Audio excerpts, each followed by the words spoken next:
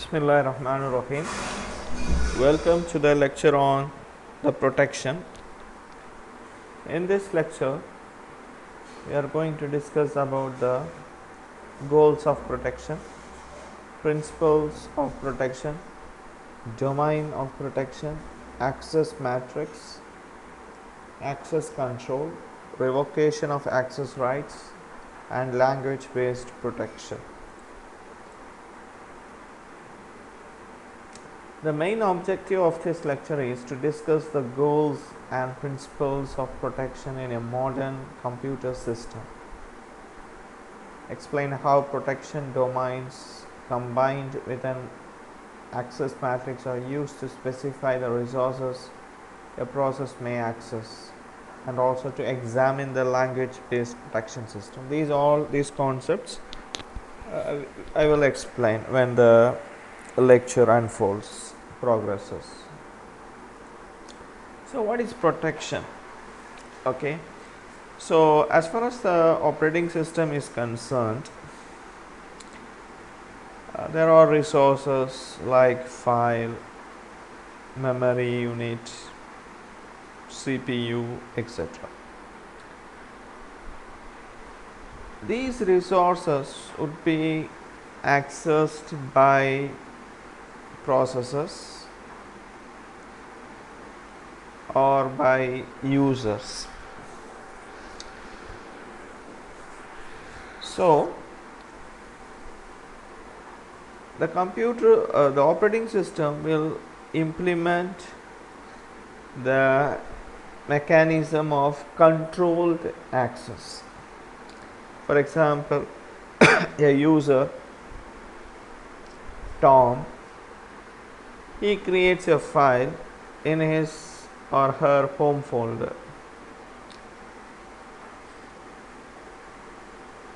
In a system, the same file should not be accessed by some other users in the same system. Only the Tom should have the permissions to access the file, whereas all the other users shouldn't be allowed to access this file. So this protective mechanism is an example for protection in an operating system, protection concept in an operating system. So what is protection? Protection refers to a mechanism. Okay, it's a way for controlling the access of programs, processors or users to the resources. Okay, so when the process or users, when they access the resources such as just now I said file or memory segments example, when they access these resources, it should be controlled.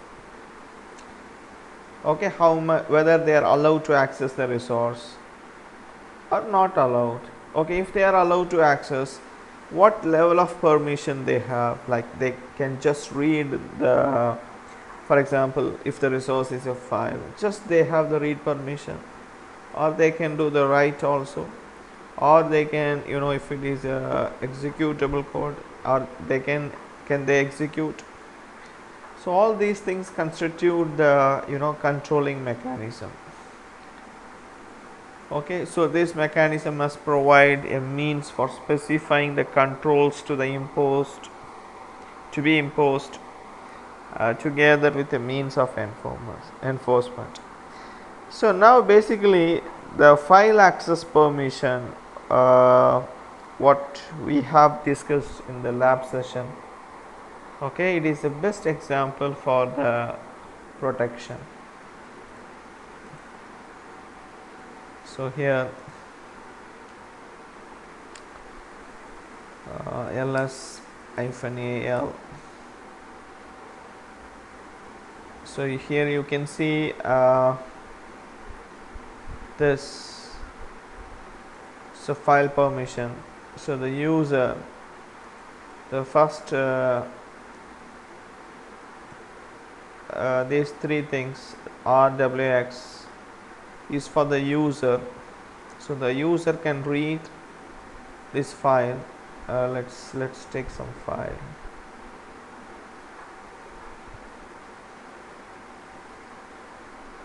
This a.c file.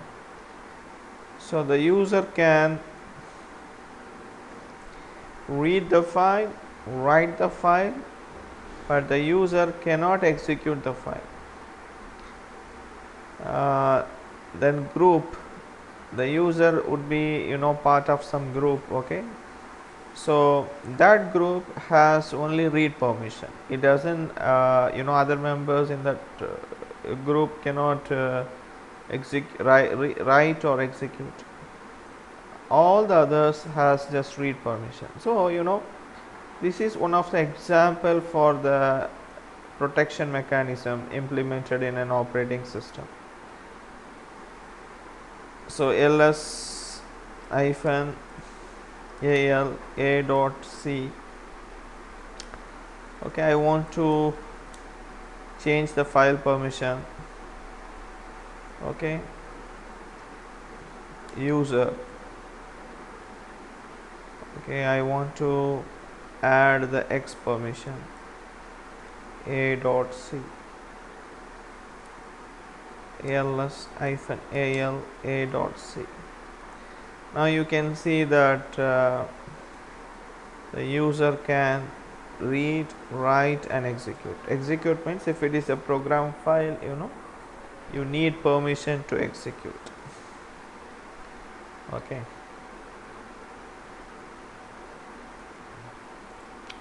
So basically a.c is a C program file.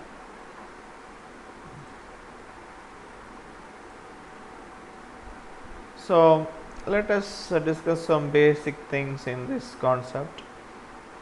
In this lecture we are going to discuss about the resources or objects. So the concept of protection in an operating system, okay, involves collection of objects. So in each and every operating system there exists a set of objects. So what is the object? These objects can be classified into two types. One is hardware and another one is software. The example for hardware, I can say CPU, memory. Software, I can say a file. Okay, each and every object has a unique name and can be accessed through a well-defined set of operations. So each and every object has a unique name, and these objects can be accessed by the user or by the process using set of operations. Basically a system call would be used. You know what is a system call? Okay, so a system call has to be used in most of the cases to access these resources, and using set of operations. What is set of operations? Okay, like reading, writing, executing. So these are the operations. So in any system there are objects, set of objects, and these objects would be accessed by the processes and by the users. So what's the problem in this? The problem is, okay, the system should ensure that each object is accessed correctly and only by those processes that are allowed to do so. So basically this file, let's say a.c, belong to the user. Okay, so I am the user. Okay, I am the user, I have logged in. So this a.c is created by me and I have the permission, read, write and executable permission, and I want to deny all the permissions to other people, other users. Okay, so change mode, other, um, minus read, okay, a dot c, ls hyphen al a dot c. Now you can see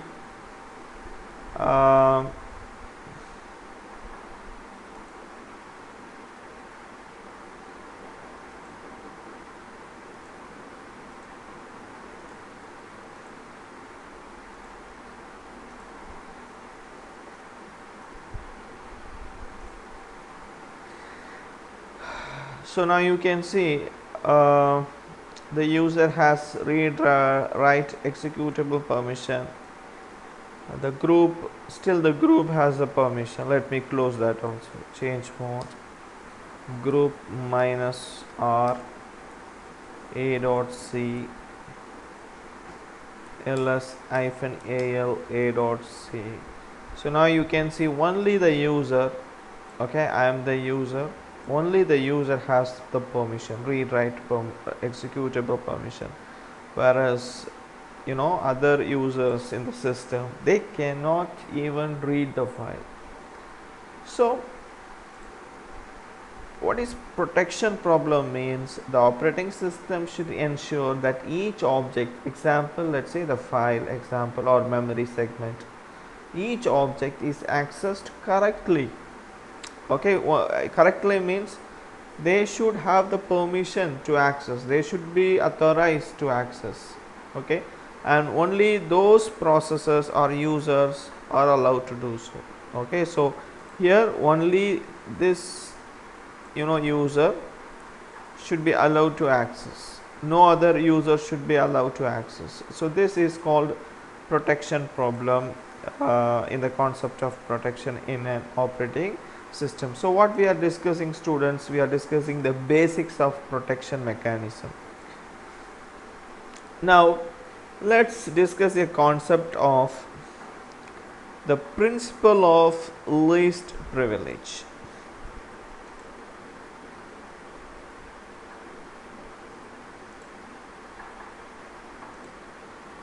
So what is the principle of least privilege? For example, let's say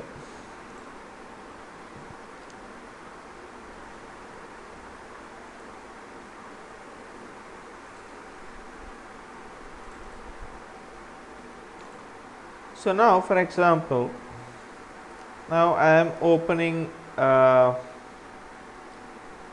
editor, or I want to or I just want to open the browser. Okay, I want to open the browser and access a website.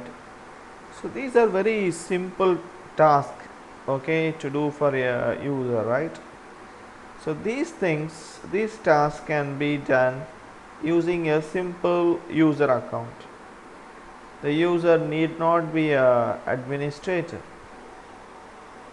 The user should not be, when the user is doing simple tasks, the user should not be using the administrator account, or the, in Linux terminology, the root account.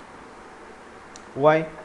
In case if some unwanted things happen, maybe when the user logged in as an administrator or as a root, he is downloading some file,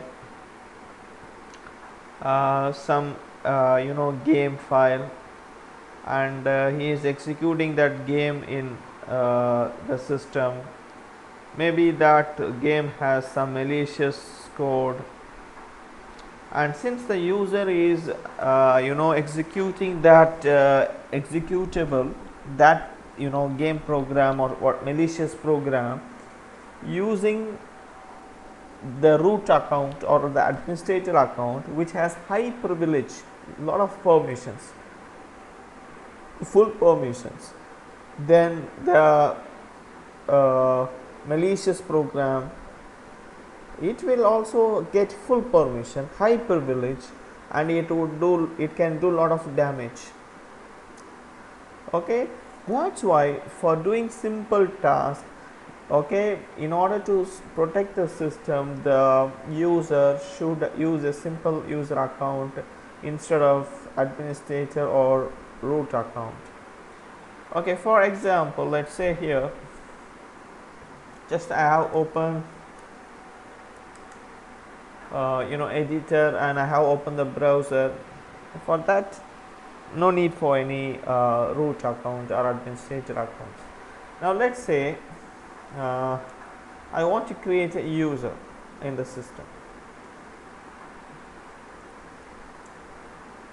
Okay, so now you can see the message, only root may add a user or root to the system. So the simple user, the ordinary user cannot use this command. So the only the root has the privilege. So one of the way is to sudo add user. So let's say I want to create the account, play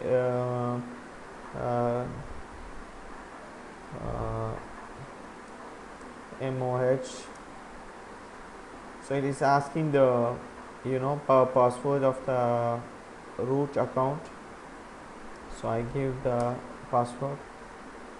So account is created. So basically now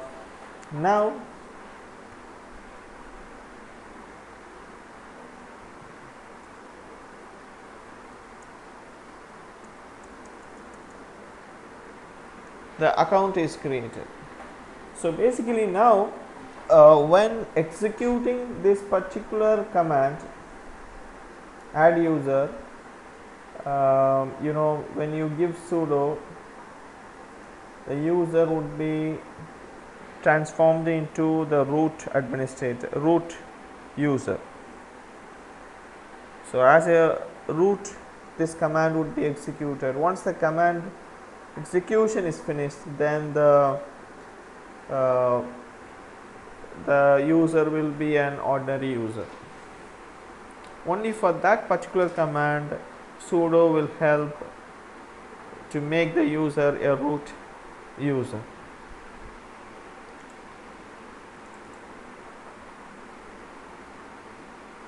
So now you can see the user is a simple user.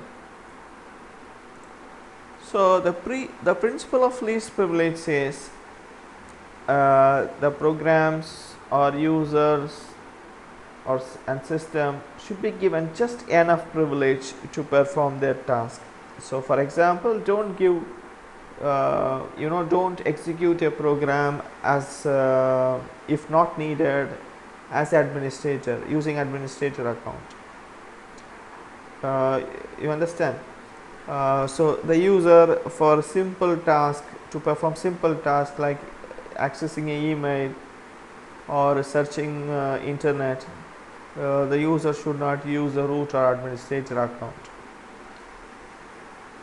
So what is the benefit in case of any unwanted things happen, like malicious code is downloaded into the system, if the system is infected by the malicious code, and if it is executing as an administrator or root with root privilege, it would do a lot of damage. So when you follow the principle of least privilege, we ensure that in case of any failure, the least damage is done. Okay, what are the examples? So now let's discuss some examples for the principle of least privilege.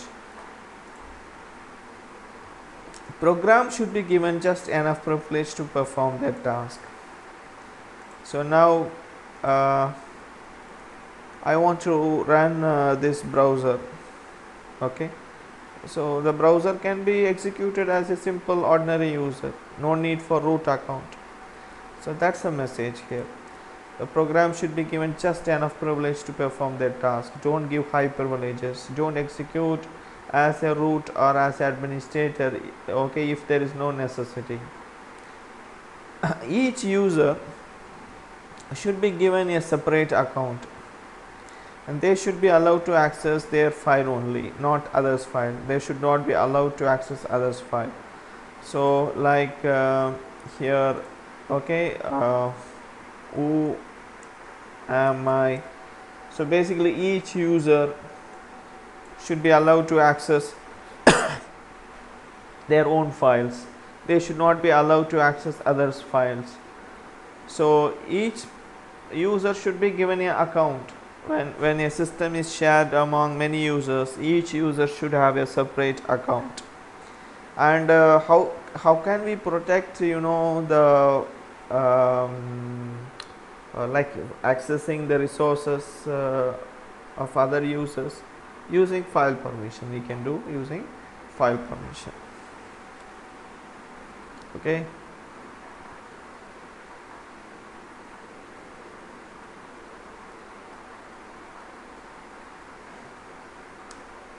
So this is the file permission. Using this, we ensure that other users, for example, when let me say I just log out and another user, let's say Tom, logs in. Okay, that Tom cannot access this file. There is no Tom. So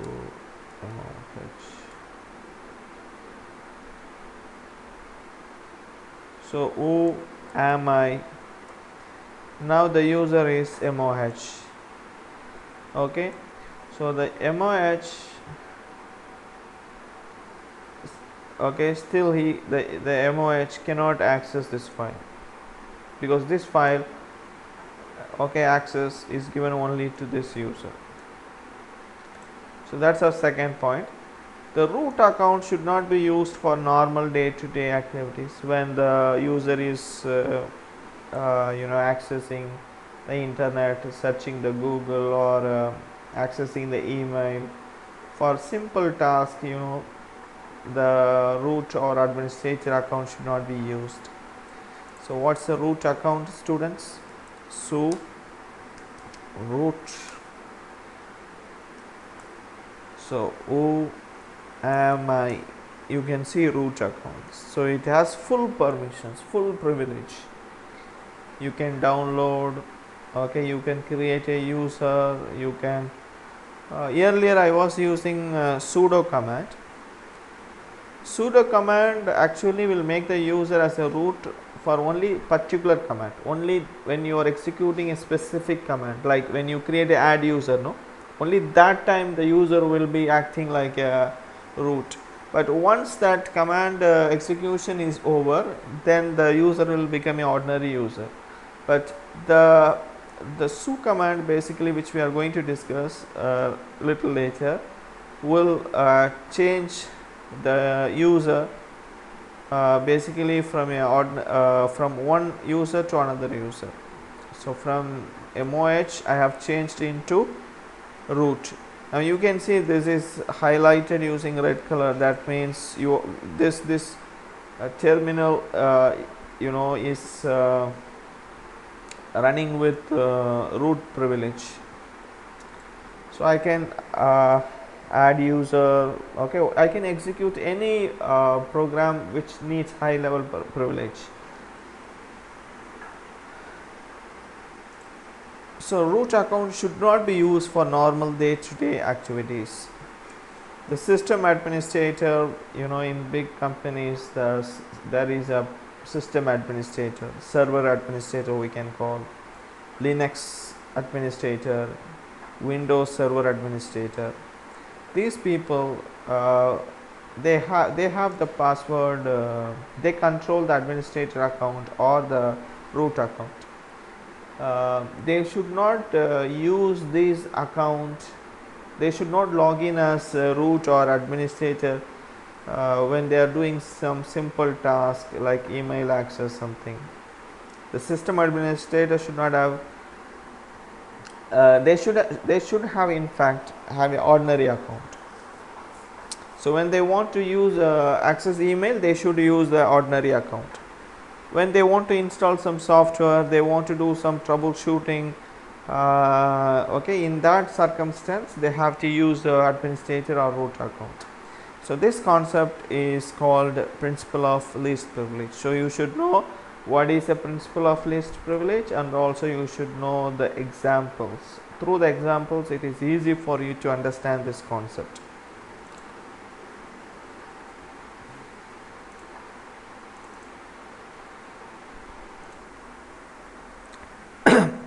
In the concept of protection in an operating system, domain concept is used to implement the protection mechanism. So what is domain? Domain is nothing but set of access rights. So what is this set of access right? Access right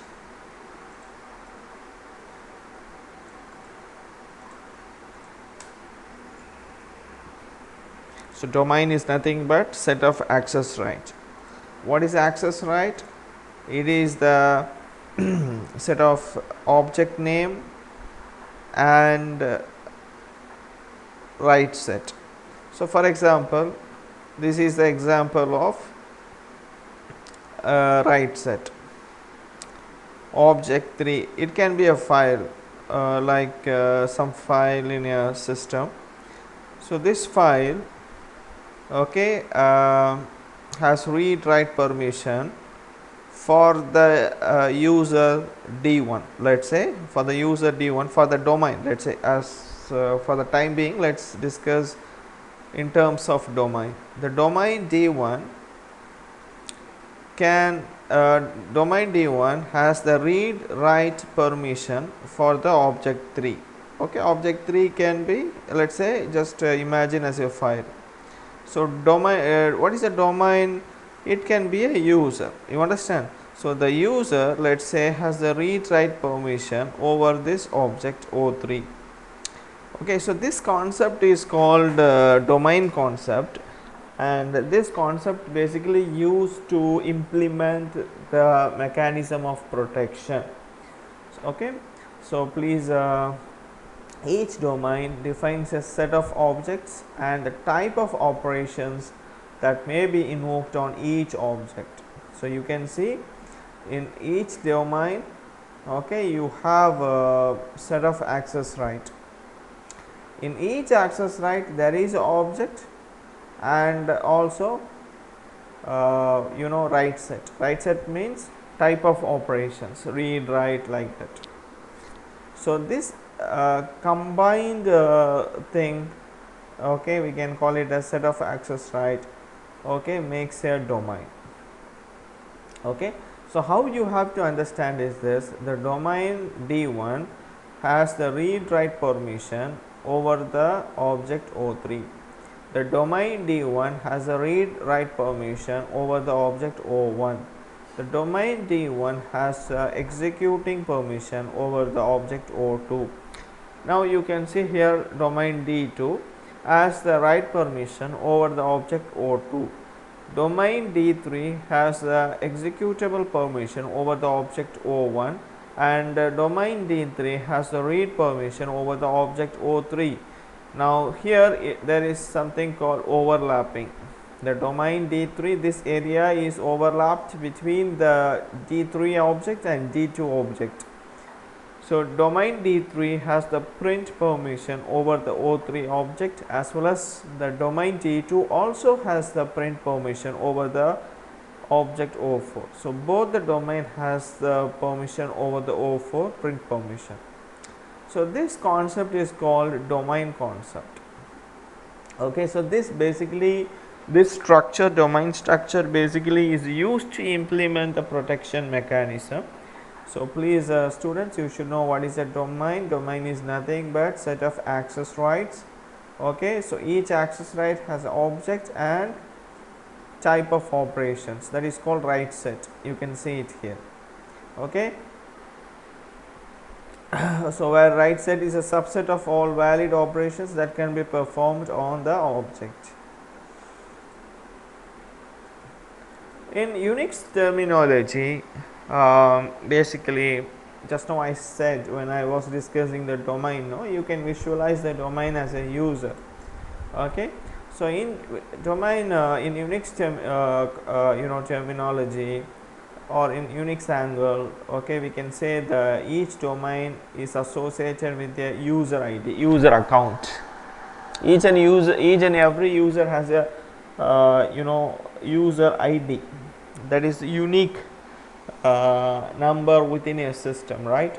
So each domain is associated with a user, and that is identified user unique number, that's called user ID.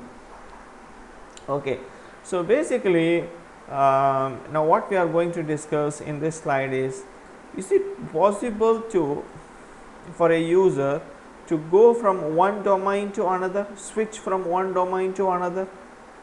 Okay, so that is what discussed here, domain switching. It's a very interesting concept. I prefer discussing this practically. I will show you practically how this is happening. So how the domain switching is possible?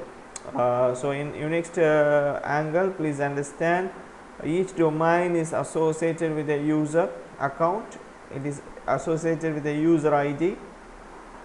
Okay, so now we are going to discuss how the domain switching is possible in Unix operating system. Okay, first let's discuss this point, then this one, then finally we will come to this. So domain switching is possible using su command. Okay, so su command is used to implement this.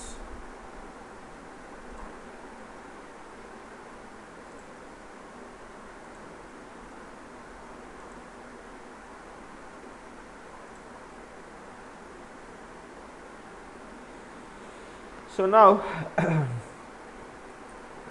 I have just opened the terminal. I am just typing the user. The user is this user. Understand? Just a minute.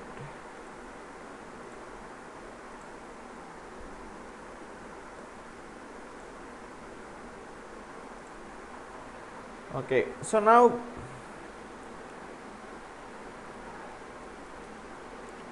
so it says that when you want to add a user, you cannot be an ordinary user. So now basically my domain is this. This is my domain now. Currently I am in this domain.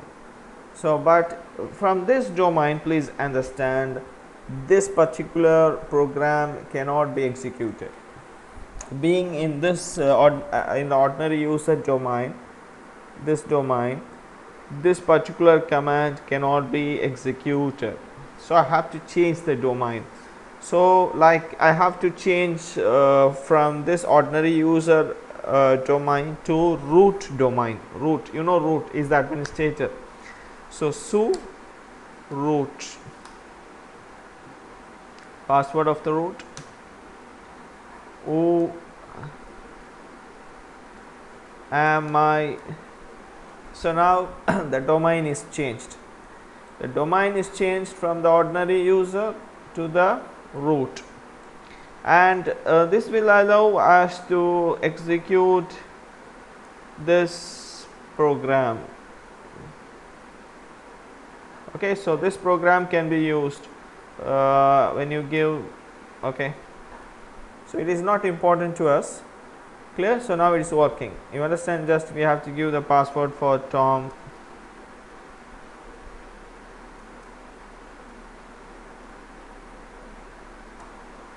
So Tom is created now. So this is this command is example to switch from one domain to another domain. So now I want to switch to Tom.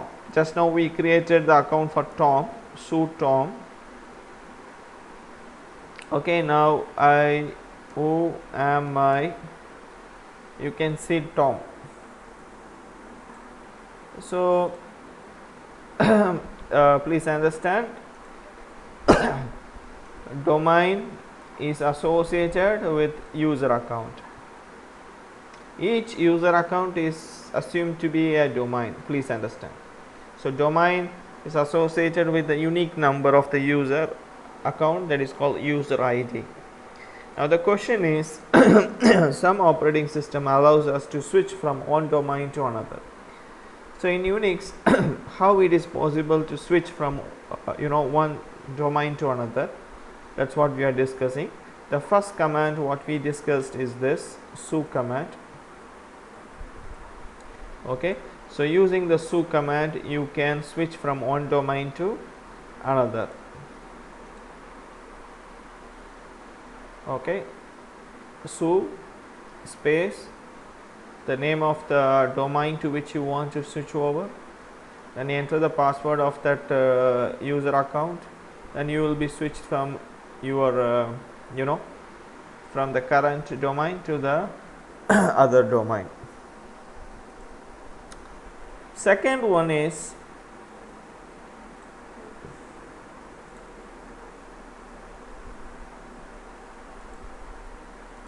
sudo command. So the difference between su and the sudo is here we have used su command. Now currently this terminal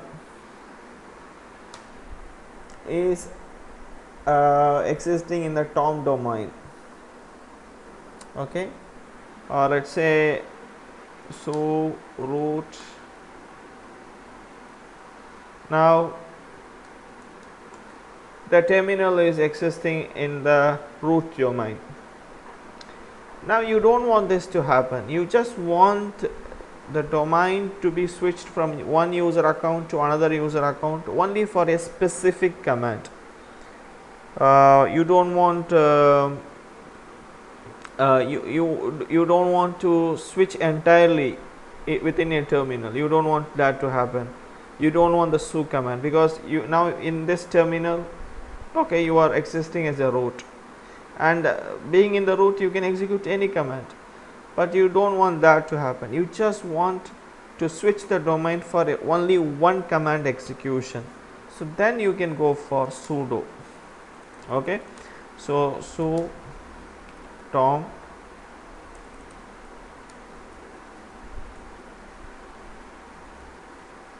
okay, so now I have changed my account. Now I just want to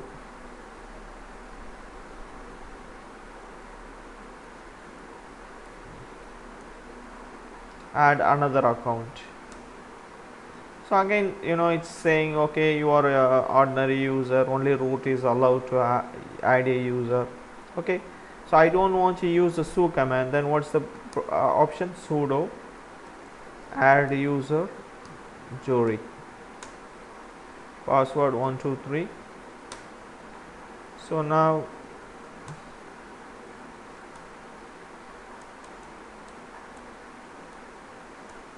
we have created a user account. Please understand, now I check who am I. Still I am the ordinary user, I am not root. But when I execute this command, add user command, okay, only during that particular task, the domain is switched from the ordinary user to the root account.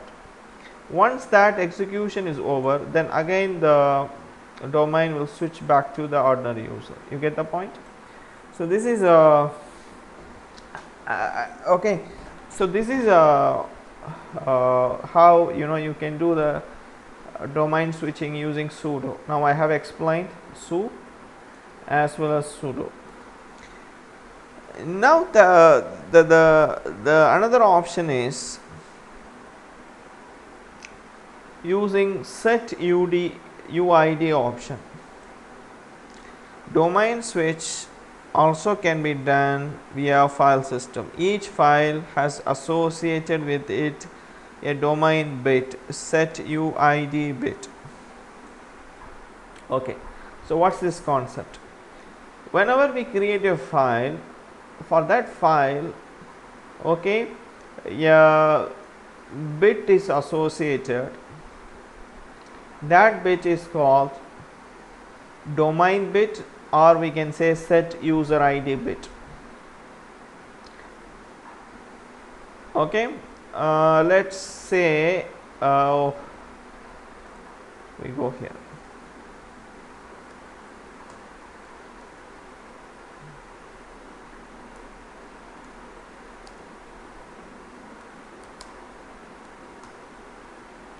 So here, this I just now said, each and every file what you create in the Linux or Unix, that file is associated with a bit called domain bit or set user ID bit, set UID bit. So here where you can see exactly is here. How to check whether that bit is enabled or not, you can see it here. Now for this file, please understand that bit is not enabled, that is not set actually.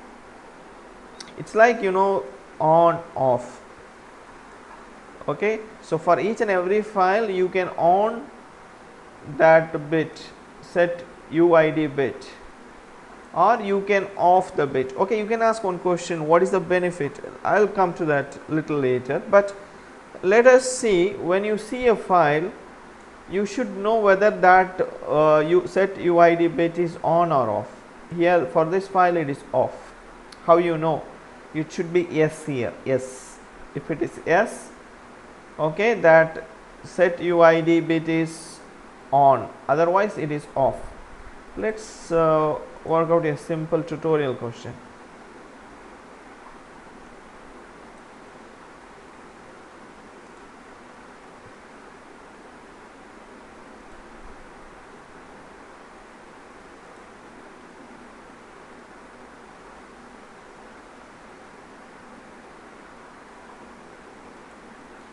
Now this is a file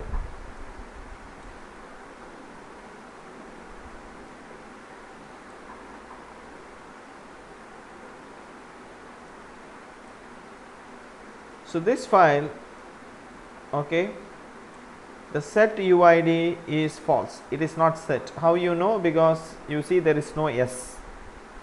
You see the second one here, the second file, you can see here the set UID is yes here. So when it is yes, you can understand that you know, the set UID is on. So for this a dot out, please understand the set UID is on. For this file a dot c, please understand the set UID is off. So when you execute this ls command, okay, you can easily understand whether the set UID is on or off. Here it is not on. Okay.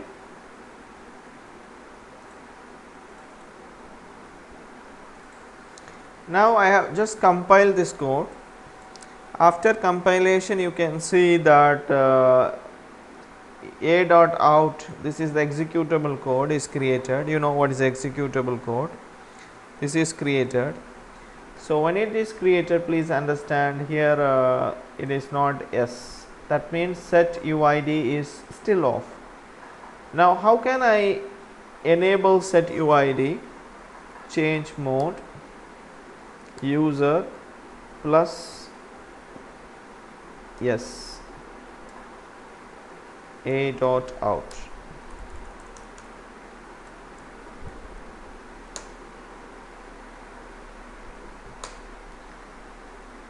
Now you can see yes, that means you can see it, this file is shaded with red color. So it's a warning actually. You can see here for the user, okay, executable permission is changed into yes. That means still please understand executable permission is still there, okay, but that particular bit is changed from X to yes to denote that the set UID or domain bit for this file is enabled, it is on. Okay, now the question is, when the domain bit is on, what will happen? What will happen now? That's the question now. Now for example, let's say this file belongs to Shimas, this user, Understand? So okay, so this file belongs to this user. Now I change to Tom. Okay, then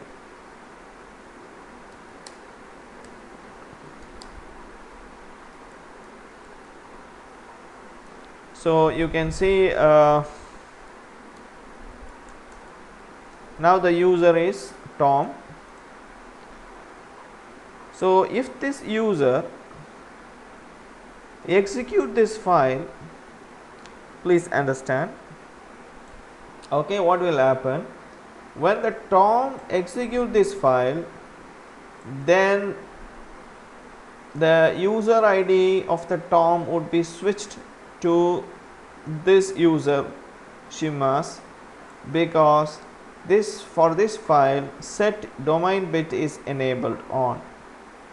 So please let me repeat, the domain bit is on. How to on the domain bit? Just now I showed you how to on the domain bit. When the domain bit is on, please understand, when any user, please understand, when any user execute this file, the file for which the domain bit is on, when any user execute the file for which the domain bit is on, then the user domain would be switched to the domain, okay, of the owner of the file, to the domain of the owner of the file. So who is the owner of this file? This is the owner of the file. So Tom, actually the domain of the Tom will be switched to this user while this file is executed. Okay, please, when this file is executed, please understand, this domain switching will not take place. Why? Because for this file, please understand, okay, green color, the domain bit is not on, it is still off, but now we have changed that, we have enabled the domain bit. Okay, so any user who execute this file would be executing, any user who is executing this file would be that user domain will be switched to the owner of this file. Okay, this is very, very important concept.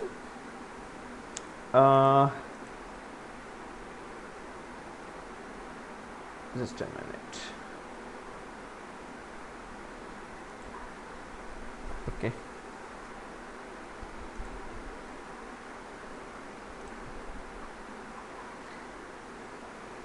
So these are the, okay, so domain switch accomplished via a file system. Each file has associated with it a domain bit, set user ID bit. When file is executed and if the set UID is on, then UID is set to the owner of the file being executed. When the execution completes, the user ID is reset. So please understand, when the Tom execute this file, the Tom domain ID is changed to this user ID. But when this execution is over, again the Tom will come back to its domain. You get the point? Okay. So please students, these are the three ways by which domain switching takes place in the Linux operating system. Very, very useful concept. Practically this is all you should know. So please, you should understand this, like what are the different ways by which domain switching takes place in a Unix or Linux operating system, using su command, then another one is using sudo command, and then third one is using set UID bit. Okay.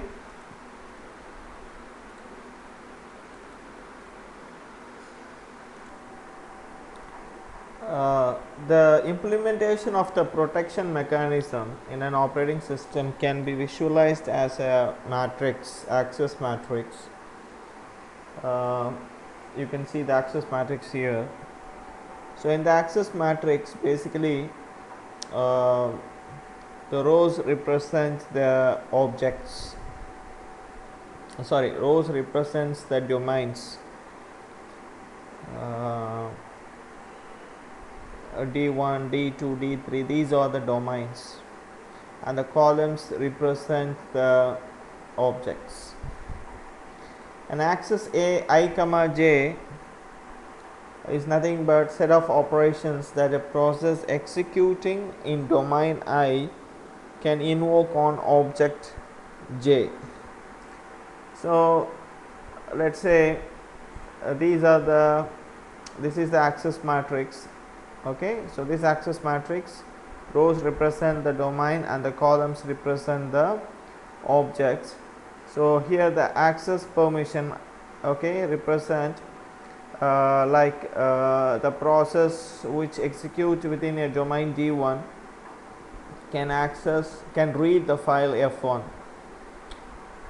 Then the process within domain D1 can read the file F3. Whereas this process within domain D1, they don't have any permission for file F2, or they don't have any permission for printer. And the process in domain D2 has print permission over the printer. The domain D3, the process within D3, domain D3 has read permission over F2, has executable permission over F3, and the domain D4 has read write permission over F1 and read write permission over F3. Okay, so this is called access matrix.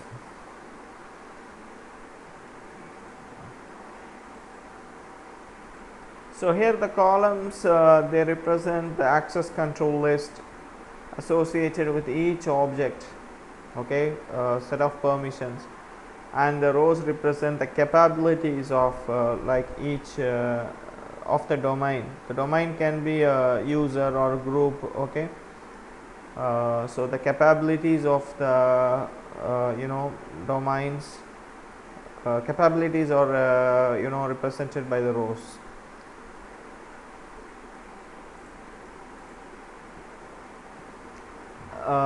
Now let's work out another problem. Just now, sometime before, we saw the concept of domain switching. So it is possible to switch from one domain to another. So this access matrix, when you analyze, you can understand that there are 4 domains, and these are the objects, okay, F1, F2, F3, laser printer, and domain 1, domain 2, domain 3.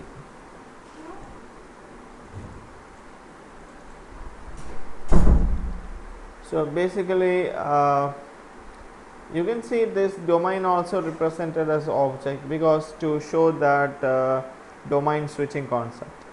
So what here you can see is from domain 1 it is possible to switch to domain 2.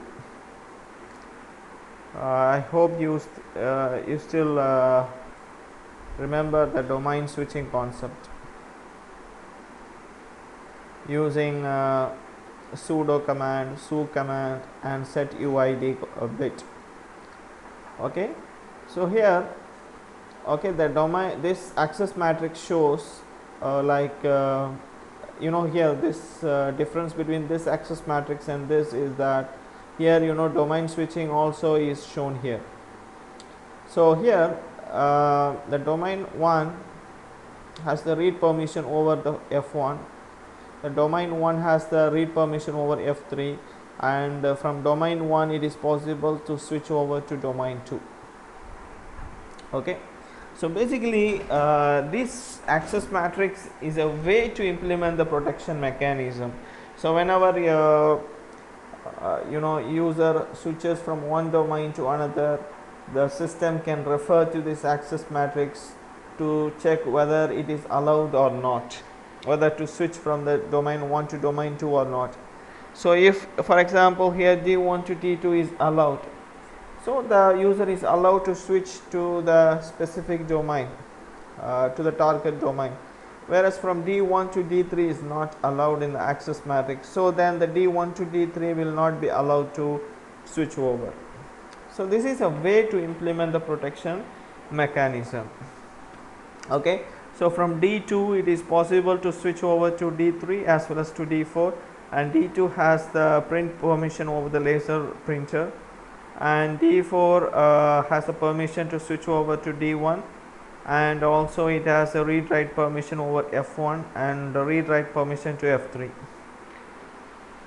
So these are the objects and these are the domains. Okay, so let's go to a tutorial question. Draw a domain access matrix based on the following requirements: user 1, user 2, group 1, group 2 are the domains. So here we are not using D1, D2, D3. Here we are exactly giving what the domain means. Okay, and printer, then this file repo.python file, in this folder is the object, printer is the object. Then once again user 1 also is object, to show that switching from one user one user account to another user account. Okay, so now these are the access rights set. This is the question actually. The user 1 has the print permission over the printer. Then he has a read write permission over the Python program. Then he has the switch permission to user 2, that is he can switch over to the user 2 account. Then user 2 has a read permission over this Python file. Then group 1 has the print permission over the printer, then read write permission over the Python program. Then group 2 has the read write executable permission over the Python program. Now you have to, based on the scenario given here and the inputs given here, you have to create access matrix. I have created already. So printer, this Python program, and user 1 and user 2 are also objects. Once again user 1, user 2, group 1, group 2 domains. Then you can see the first point, the user 1 has a print permission over the printer. So user 1 has the print permission over the printer. Then he has the read write permission over the Python program. He has the read write permission over the Python program, and then he has the switch permission to the user 2 account. Then user 2, he has read permission over the Python program. Then he has the read write permission over the Python program. Group 1 has a read write permission over the Python program. Then the group 1 has the print permission over the printer. Then group 2 has the read write executable permission over the Python program, read write executable permission. So this is how you have to draw the access matrix. So please understand, the access matrix is a mechanism which is used to implement the protection technique. So whenever any object tries to any user try to access their object, the system can refer to this access matrix to check whether they have the required permission or not. Okay, so this is the concept of access matrix. So this is what you should know. Okay, the protection can be mechanism can be visualized as the access matrix. Rows represents domains, but when if you want to show the switching of domains, please understand the domains also would be distributed in the columns. Columns represent objects, and the access ij is a set of operations that a process executing domain I can invoke object j. Okay, so this is enough. So this is just repetition, so no need to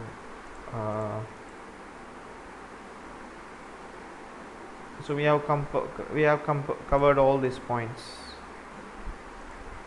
Okay,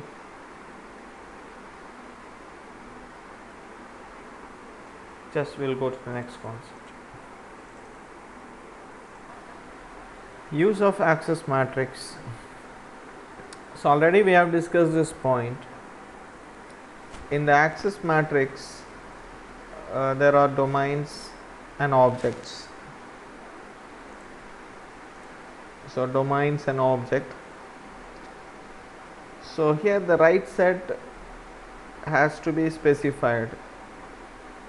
The operation what the domain is going to perform in this object has to be defined. So if this operation is not defined, then the process or user in this domain cannot do any operation on this file. So whenever a user or a process try to access some object, some resources, the access matrix has to be verified whether is there any entry available, whether this domain has the permission to operate on some object. So if a process in domain try to do operation, that is read, write, like that, domain some user try to do some operation on some object is for example 5, then the operation must be in the access matrix, otherwise the domain cannot do that operation on that object. Now we have some special permissions, special operations that can be performed on the object. We will discuss that, like read, write, execute. They are at very elementary level. One such special access right is called owner access right. Then another one is copy, and then control and transfer. We will discuss that. So what is this owner access right?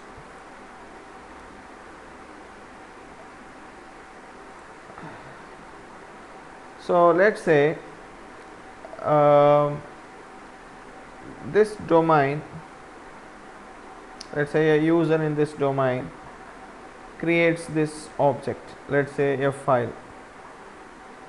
Again, please recall, a user associated with this domain creates a object, example a file. So that user becomes the owner of the file. Okay, so now this user, let's say this domain is the owner and also has the executable permission. Now the user has assigned this executable permission to another domain. Let's say there is another user, D3. Since D1 is the owner of the object, the D1 has the provision, has the capability to remove that rights from the D3. You can see in the image A, D3 has the execute permission, right, access right, but here in the B, that right is removed. That permission is removed. So D3 has the executable permission, but in the image B, that permission is removed. Why? Because D1 has the owner rights. D1 has the owner rights, so D1 can remove that permission from the D3. It can give or it can remove. Okay, so whichever domain creates the object becomes by default becomes the owner of that object. So they have the owner rights. Using that, they can change the permissions for other domains.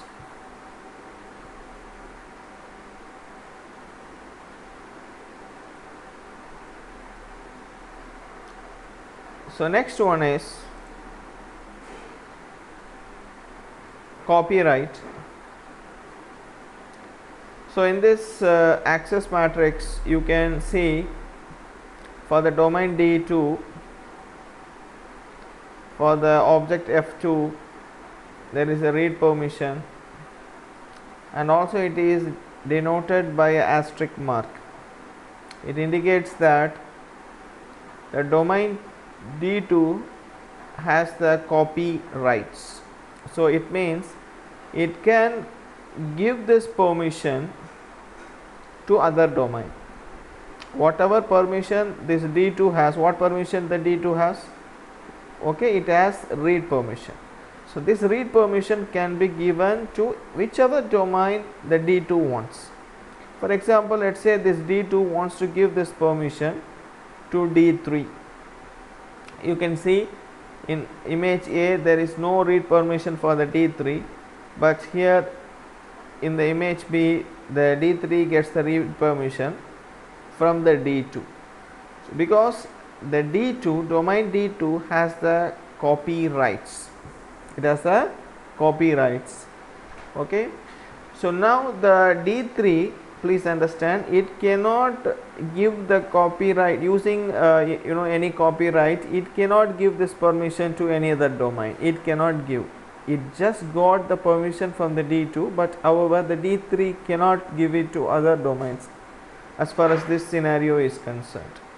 And here also the domain D1 also for the object F3 has a copyrights for the write permission.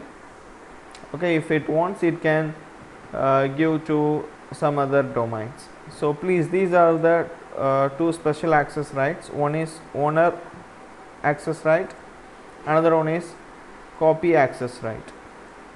Then another one is called control access right.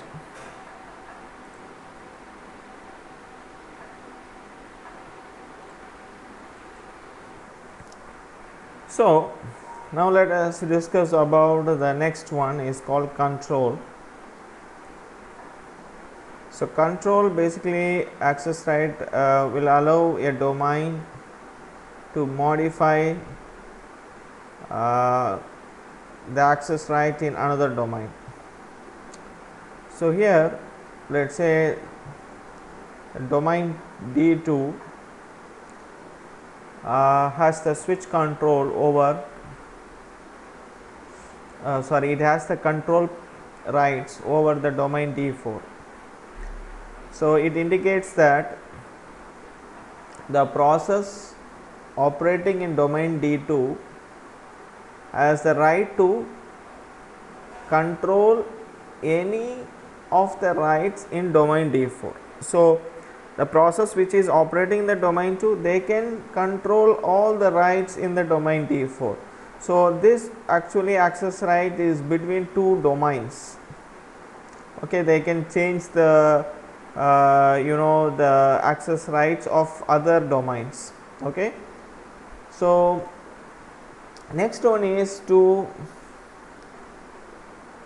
transfer. Basically it is used to switch from one domain to another domain, which we have seen already in the lecture. So these are the special access rights. One is owner, then copy, control and transfer. So owner, you have seen here, the domain which creates an object becomes the default owner. So using that right, it can give permissions, give rights to other domains over that particular object.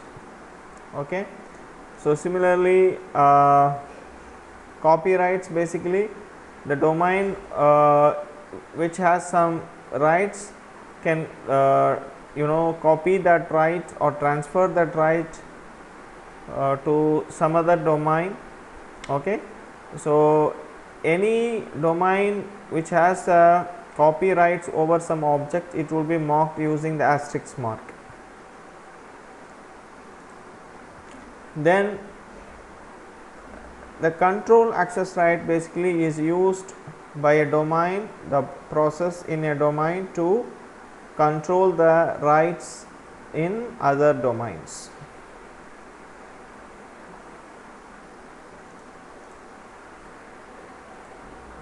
Next, let's discuss about the concept of access control. Um, so access control basically means we have some object, and that object would be accessed by processors or users.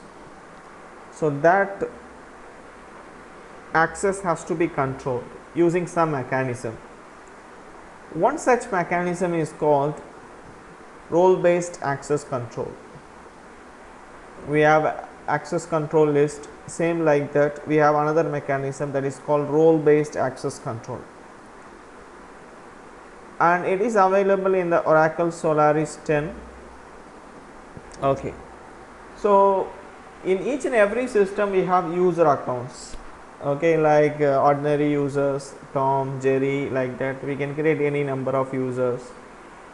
And there is a super user, let's say root, it is a super user, it has all the permissions, it has a high level of privileges, it can execute any system calls, it can kill a process, it can open, it can access any files. So such level of permission is given to the root super users. So now we are going to discuss about another type of protection mechanism which is available in the system, that is called role based. Role means, for example,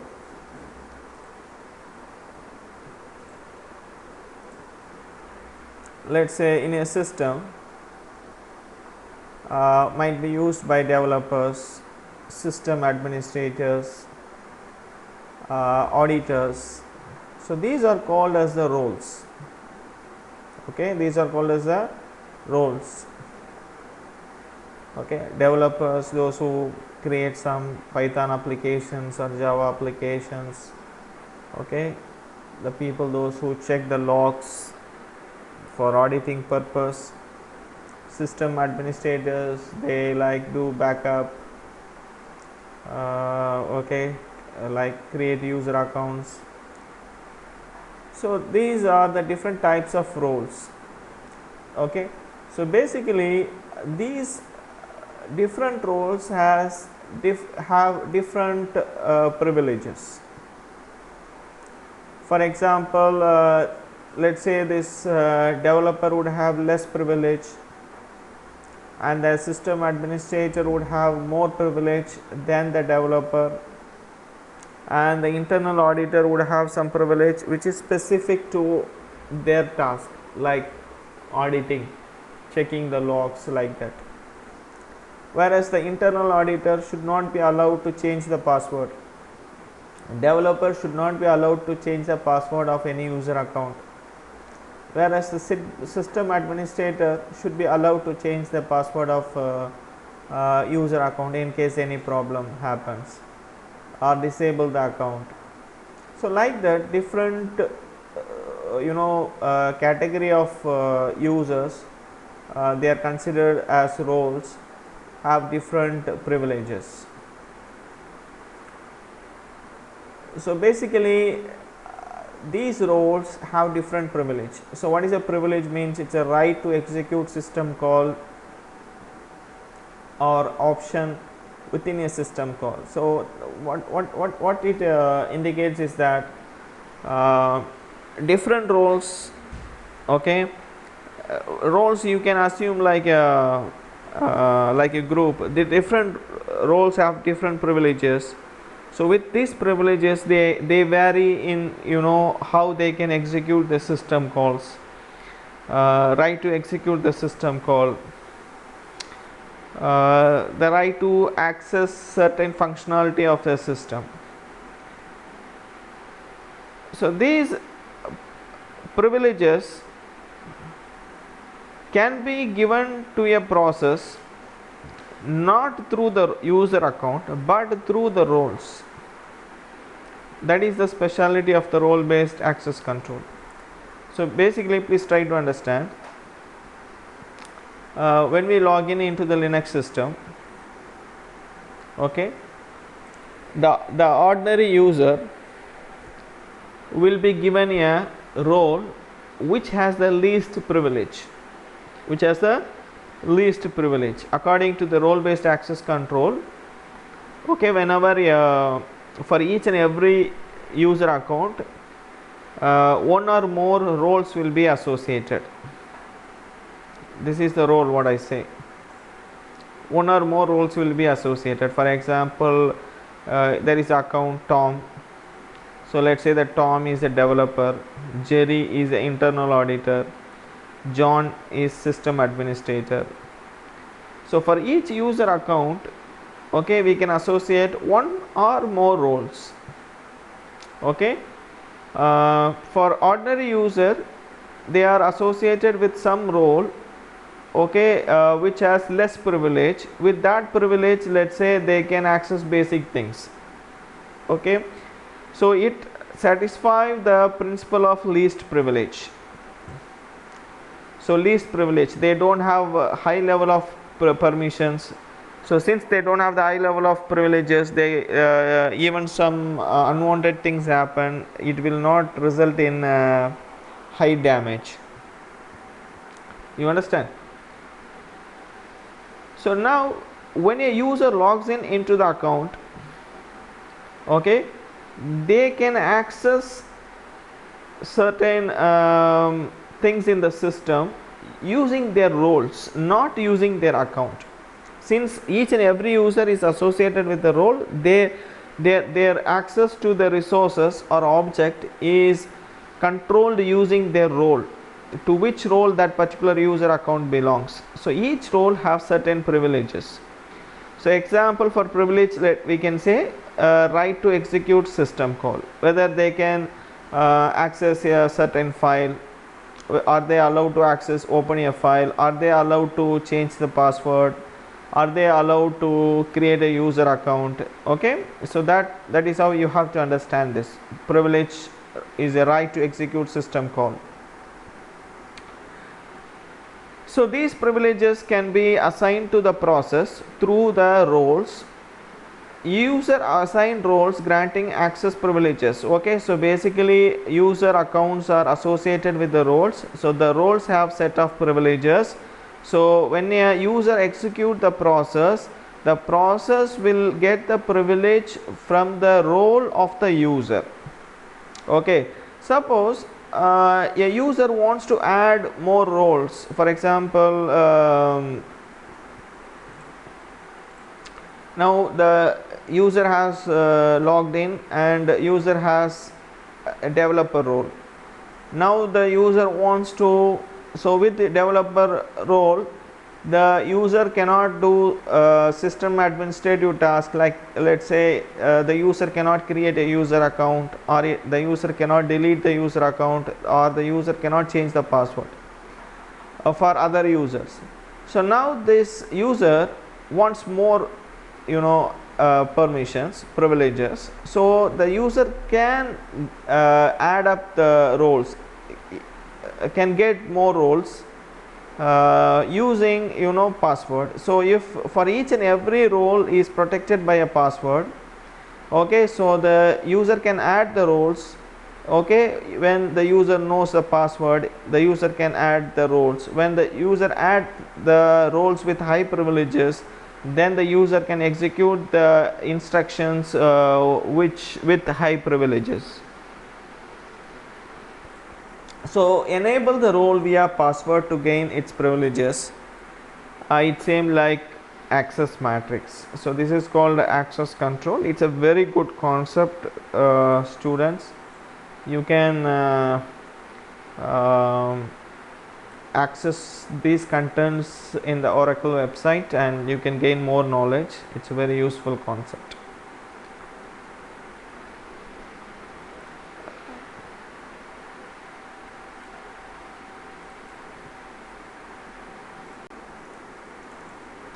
Revocation of access right. So the access right what is given to a domain can be revoked, and it can be immediate or delayed, or it can be selective versus general, or it can be partial versus total, or it can be temporary versus permanent. So immediate means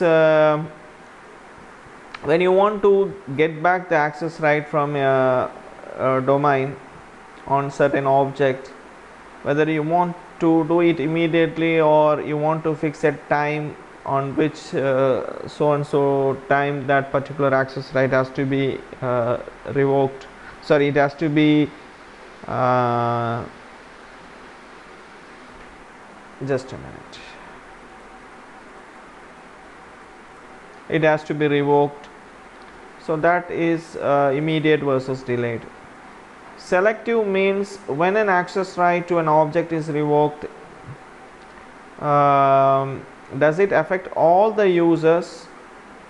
Okay, when you want to revoke the access right, you want to that revocation to affect all the users or a specific group of users. When you want to revoke the access right, okay, you can decide whether you want to revoke partial or total. For example, there is a for a object,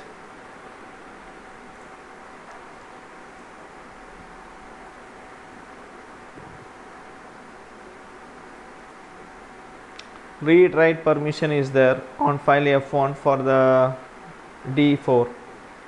So full revocation means, total revocation means you revoke everything, or partial means like you just revoke the write and retain the read access right.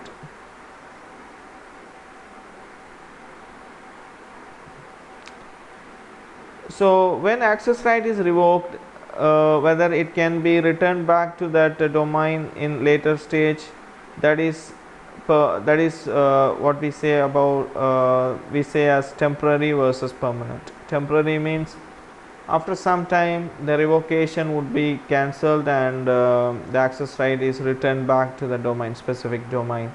Permanent means the access right would not be, the revocation will not be cancelled.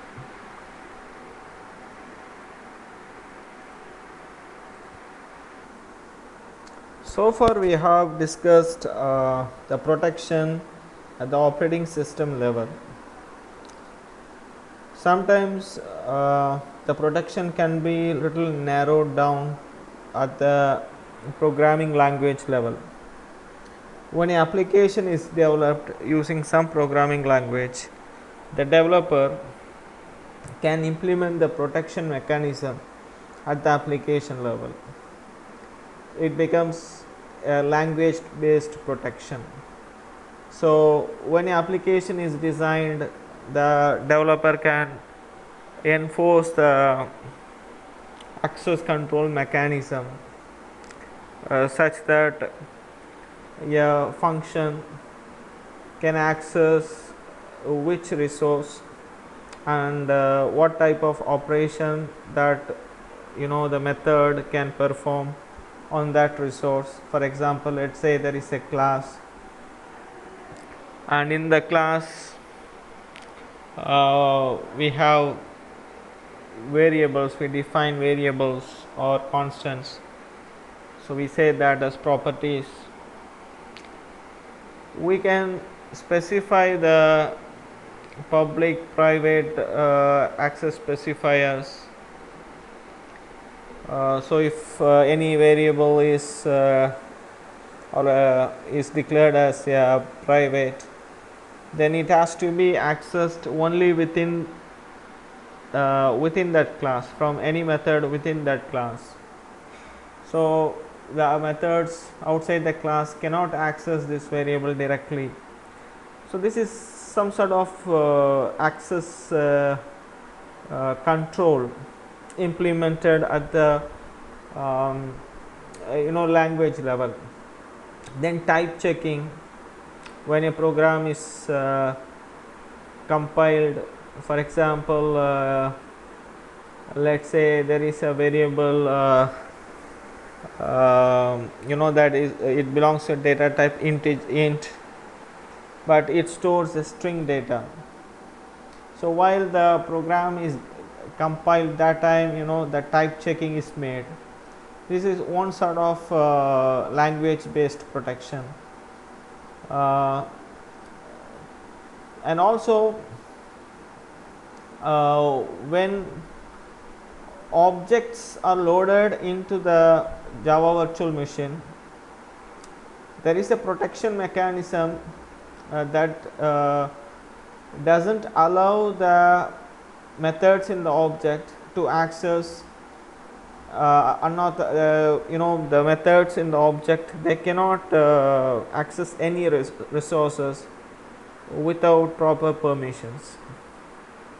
Okay, so these are and one more example is like when we invoke when we execute a remote applet. The applet is downloaded from remote system and it is running in the local system, but the applet has certain limitations and it cannot access the resources belonging to the local system. So this sort of protection mechanism can be implemented at the language level. So specification of protection in a programming language allows high level description of policies for the allocation and use of resources. I mean, high level means at the level of application we can decide the access permissions, policies for the allocation and use of resources. So this language implementation can provide software for protection enforcement when hardware support checking is unavailable. So this is better language level protection mechanism. It can be implemented when there is a default hardware level checking is not available. Now let's discuss the protection mechanism available in Java. So Java, basically the protection mechanism is handled by the Java virtual machine. So when a class is loaded into the Java virtual machine, it is associated with a protection domain. For example, when a large application is executed, mostly if you see Java applications, they are of type distributed type. So sometimes a JVM can load an object from remote system, can invoke and execute an object from a remote system. So many objects would be loaded into, when your application is running, many objects would be loaded into the Java virtual machine. So different objects have different trust level. Some objects are trusted, they are they are well known, they are trusted, their source is well known. But some objects, the source is not known, they are from remote system. So that kind of objects we can call it as untrusted objects.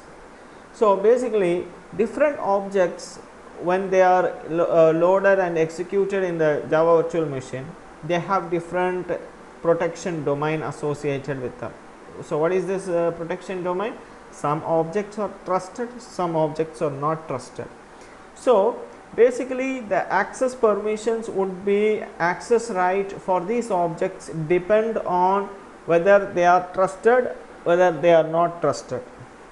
So if an object is trusted, they have high privilege and they have more access right, whereas if object is not trusted, they are not they have less privilege, they have less access rights. So a class is assigned a protection domain when it is loaded by the JVM. So this protection domain indicates what operation the class can perform. So what is allowed for the object, whether a particular method in a particular object, whether it is allowed to open a file or not allowed to open a file. So this is what we call what operation the class can perform. And There is a one protection mechanism available in Java, that is called stack inspection. You know, when a process is executed, for each and every process, you know, in memories, okay, process stack is created, you know that. Okay, each and every thread, you know, basically they don't share the process stack that we have already discussed in the chapter 3. Okay, so basically the Java virtual machine would inspect when a method in a class object, when it performs a certain operation, privileged operation, you know, the stack is inspected in order to permit the operation or to deny the operation. So this is called stack inspection. This is one of the, you know, very important protection mechanism available in Java. So basically, load time and runtime, type safety, you know, type, there are different data types available. So type safety is checked. You know, instances of different classes would be available, so they have to be used appropriately, correctly. So this type safety comes into that place. And also each and every class encapsulate the data. So like, you know, private variables declared as private, then only the, you know, methods within that class can access. Then protected means like subclass, the variables can be accessed within that method or from the methods from the subclass. So this concept constitute the encapsulation. So these are the different protection mechanism available in Java, and with this I conclude the lecture 11. Thank you very much.